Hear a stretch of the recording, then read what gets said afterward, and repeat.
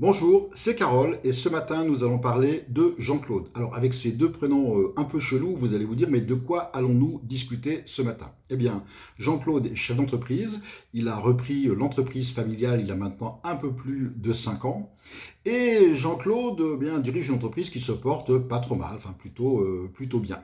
Mais Jean-Claude a un problème. Malgré toutes les apparences qui sont les siennes, les apparences de dirigeants et de dirigeants respectables, eh bien Jean-Claude est un faux patron. Alors, vous allez peut-être penser que c'est un faussaire, un gangster ou un voyou. Non, pas du tout. Jean-Claude, comme vous, comme moi aussi, également, est un faux patron parce qu'il a un petit problème, il a un problème de leadership. Et on en parle tout de suite. And nothing ever will. Try to stay sober, try to stay clean. Wake me when it's over, like a bad dream. Bon, la story de Jean-Claude. Alors premièrement, Jean-Claude existe, je l'ai rencontré, et même si dans la vraie vie il ne porte ni le même prénom, ni ne fait le même métier que les personnes que je rencontre par souci de confidentialité, eh bien ce Jean-Claude existe vraiment.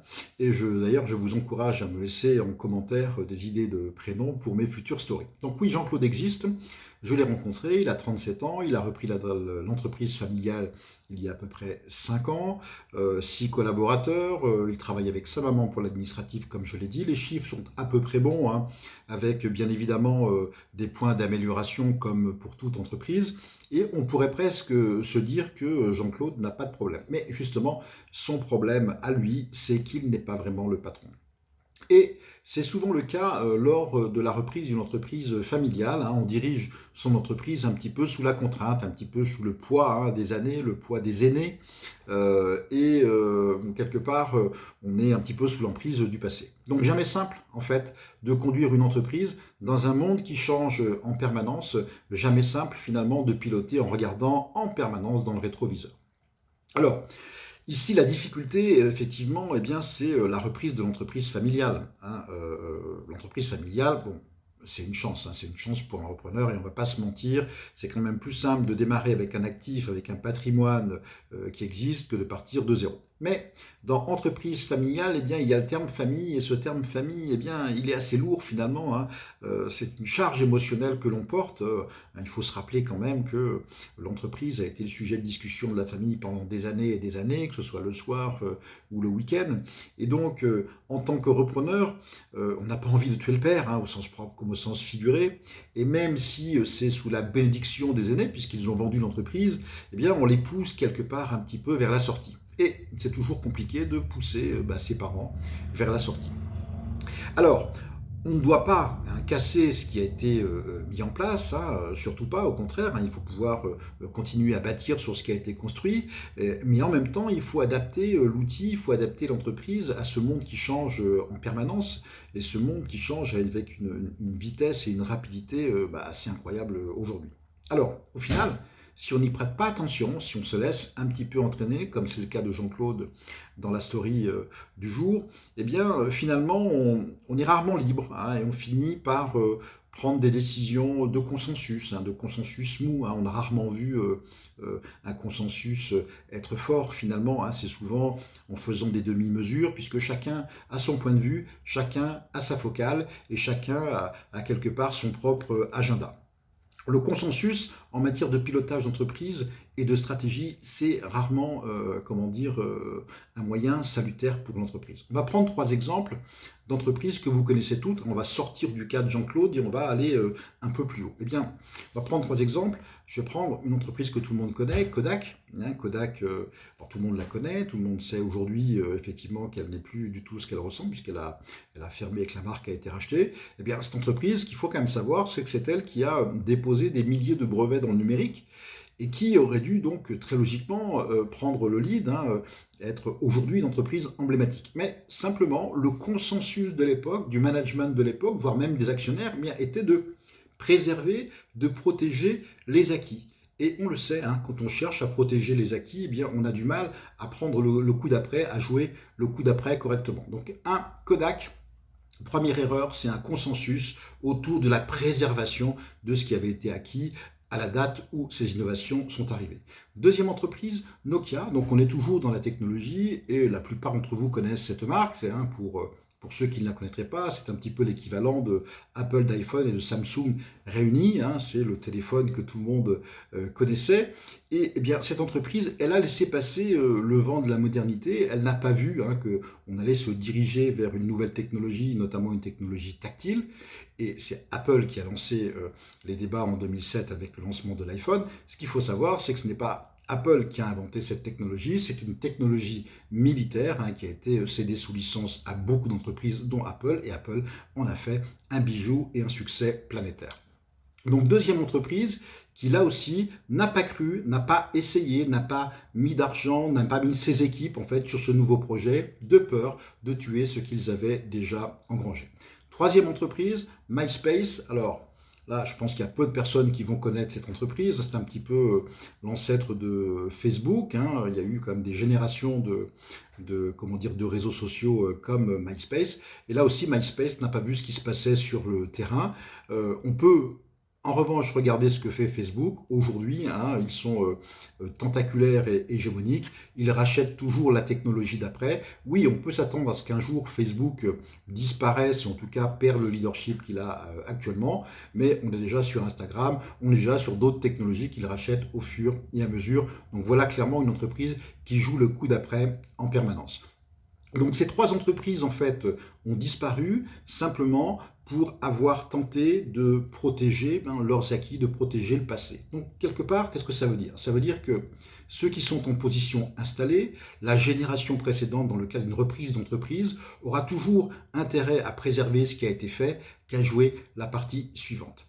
Dans un bateau, il faut un capitaine. Il n'y a pas trois capitaines dans un bateau, il y a un capitaine. Et le seul endroit où on va trouver de multiples capitaines, c'est à la capitainerie ou au bar des amis. Alors, maintenant que nous avons traité le sujet avec une autre focale, avec ces trois grandes entreprises, on va revenir au cas de Jean-Claude. Dans le cas précis, et pour tous les Jean-Claude que nous sommes en puissance, eh bien, dans le cas d'une reprise d'entreprise familiale, il faut...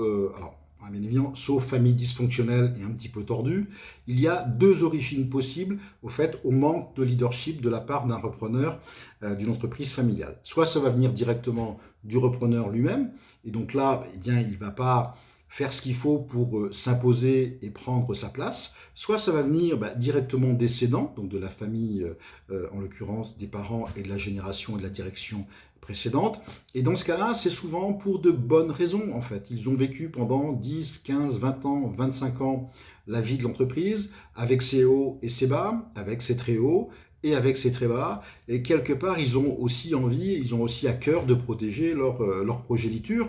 Et donc, ils vont chercher à s'impliquer, à s'intégrer et à jouer le rôle de paratonnerre pour leur éviter de commettre des erreurs ou des impairs. Donc, ce qu'il faut savoir, c'est que, objectivement, jouer le rôle de paratonnerre quand on est un ancien dirigeant et qu'on travaille encore dans l'entreprise, eh bien, ce n'est pas forcément non plus la bonne idée. Dans le cas de Jean-Claude, j'ai saisi l'instant où Jean-Claude, en fait, a manqué de leadership alors que nous étions en train de travailler, de discuter et bien évidemment de commercer. Le jeune dirigeant souhaitait mettre en place une stratégie claire pour son entreprise et pour lui c'était évident, il sentait bien les choses. Et puis au moment où il allait basculer et dire oui, là jeter un coup d'œil à droite, un coup d'œil à gauche, quelque part pour rechercher une validation, pour rechercher l'assentiment de ses aînés, et finalement il s'est ravisé, finalement il a décidé de ne rien faire. Je le rappelle, ne rien faire, c'est déjà faire quelque chose, c'est déjà prendre une décision. Donc il décide de ne rien faire. Alors bien évidemment, pour moi, tout s'écroulait, mes rêves s'écroulaient. Donc j'ai fait ce que je fais d'habitude, un petit coup d'épaule, histoire de pousser mon interlocuteur à réfléchir davantage. Et on va partager ensemble le fruit de cette réflexion. Bon, un petit coup de bascule, et puis Jean-Claude s'est mis à réfléchir, à essayer de comprendre un petit peu ce qui est en train de se passer. Et globalement... si on regarde bien, il recherchait le conseil de personnes qui ont dirigé l'entreprise pendant 25 ans, un petit peu à l'instar de ce que je viens de raconter pour nos trois marques emblématiques.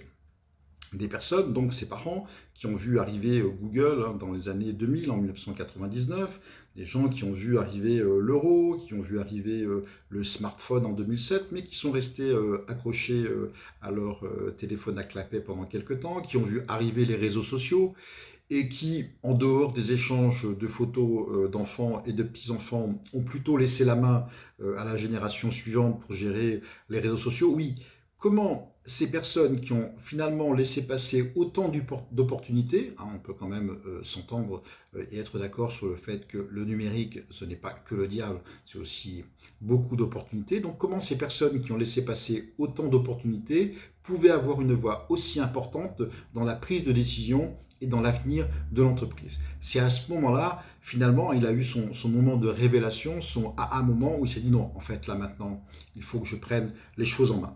Effectivement, ce qu'on a vu, c'est qu'avec toutes les qualités de la génération précédente, avec tout l'amour et avec tout le travail qui a été fourni, ils sont tout de même passés à côté d'un certain nombre de choses et d'innovations. Et c'est toujours difficile pour la génération d'avant, hein, mais c'est également vrai pour des dirigeants actuels de la même jeune, 30, 40 ou 50 ans, eh bien, de comprendre ce qui est en train de se passer sans avoir pris l'habitude de manipuler ces objets. Hein. Pour Jean-Claude, qui était partagé entre ses croyances et l'envie de respecter le point de vue de ses aînés et des membres de sa famille, ce fut à ce moment-là en fait le point de basculement et la révélation. Alors, comme je le répète, hein, toujours au fil de mes échanges, donc en face à face avec mes interlocuteurs, c'est à ce moment-là que Jean-Claude finalement a décidé de devenir patron, un vrai patron, et j'espère l'y avoir aidé un petit peu à ce moment-là. Comme je le répète à mes amis, à mes collègues, un patron, ça patronne. Ça prend des décisions, ça tranche, ça bâtit une stratégie, ça la corrige en fonction des résultats et des erreurs, mais fatalement, il y a des erreurs, mais surtout, ça ne peut pas suivre différentes stratégies, ça ne peut pas suivre les stratégies des autres. En fait, pour pouvoir corriger le tir, il faut savoir ce que l'on fait, il faut savoir ce que l'on vise, il faut savoir ce que l'on cherche, et donc il est important d'être le capitaine à bord du bateau et de fixer soi-même le cap pour pouvoir faire progresser son entreprise. Alors en conclusion, et pour tous les Jean-Claude que nous sommes, nous aussi, de temps en temps, eh bien Jean-Claude qui laissait le destin de son entreprise finalement dans les mains de personnes expertes et éminentes de sa famille, mais qui n'étaient sans doute pas les bonnes personnes pour diriger le navire aujourd'hui, d'autant plus qu'il a fait son chèque et que donc il est véritablement le patron, eh bien comme ce Jean-Claude, il est important de prendre les rênes, de faire ses choix, de bâtir sa stratégie, de corriger le tir, bien évidemment, parce que quand on est patron, quand on veut grandir en tant que patron, eh bien, on va commettre des erreurs et on en commet tous au quotidien. Surtout, faire ses choix, assumer ses erreurs, les corriger et puis tenter de fabriquer de nouveaux problèmes. Car là aussi, si une entreprise, si un dirigeant ne fabrique pas de nouveaux problèmes dans son entreprise, c'est simplement que son entreprise n'avance pas d'un iota. Donc, si année après année, vous corrigez toujours les mêmes problèmes, vous souffrez toujours des mêmes problèmes, eh bien, c'est juste que vous ne cherchez pas à les résoudre. Et donc, c'est important de rencontrer du monde, d'être ouvert et de voir comment trouver des solutions pour votre entreprise. Voilà, avant de se quitter sur cette première story, j'espère qu'elle vous aura plu. Eh bien, ce que je vais vous demander, c'est d'une part de me laisser en commentaire des idées de prénoms. J'ai pas mal d'idées, mais sur les prénoms, parfois, je sèche un petit peu. Et surtout, de ne pas oublier de vous abonner avec la cloche de manière à être prévenu lors de la prochaine story. À bientôt, ciao.